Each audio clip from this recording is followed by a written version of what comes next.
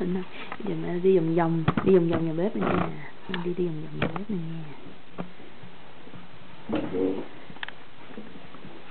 Hi baby. Hi. Hi.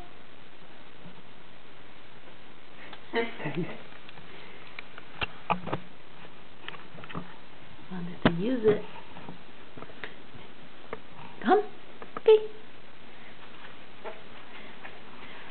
Jeez, you're faster than mommy. How can I record you?